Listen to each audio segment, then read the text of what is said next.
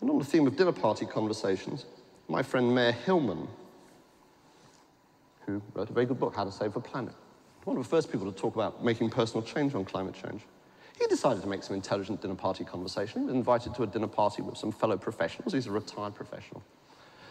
And the conversation at the dinner party turned to people's flights, where people were going for their holidays. These were well-off retired professionals, and they were going on holidays. Somebody was flying over to Australia to visit their families. People were traveling around. They were having a wonderful time, because this is actually a great time to have, to be on a pension and have time. And Mayor couldn't stand it any longer. As somebody who was passionate about climate change, who completely gets it, he like, sat there and he fumed and he fumed and he fumed, and then he completely blew up. And anyone who knows Mayor will know what that looks like.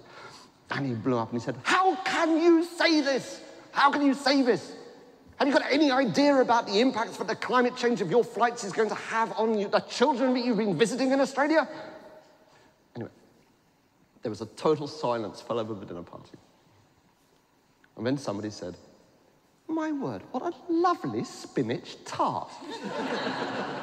Oh, indeed, what a delicious spinach tart. And they talked, according to Mayor, for the next 10 minutes about a spinach tart. What a lovely spinach tart. Oh, is it organic? How lovely. Didn't you grow it? Oh, you must give me the recipe. Mayor had charged headfirst into the socially described boundaries of silence around climate change, an awkwardness that defines what can and cannot be talked about. Because although I've been talking so far about how we talk about it, the reality is that the strongest narrative around climate change is the non-narrative of collective silence. This, again, is in the nature of a social conspiracy.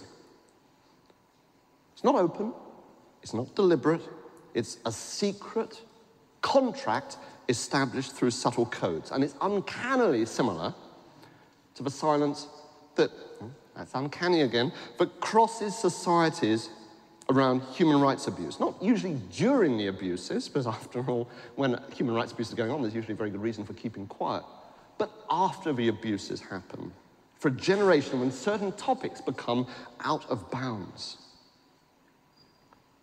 The late Stanley Cohen, sociologist at the University of London who studied specifically this area of publicly constructed denial around human rights abuse, had put it this way. I quote, "Without being told what to think about or what not to think about, and without being punished for knowing the wrong things, societies arrive at unwritten agreements about what can be publicly remembered and acknowledged."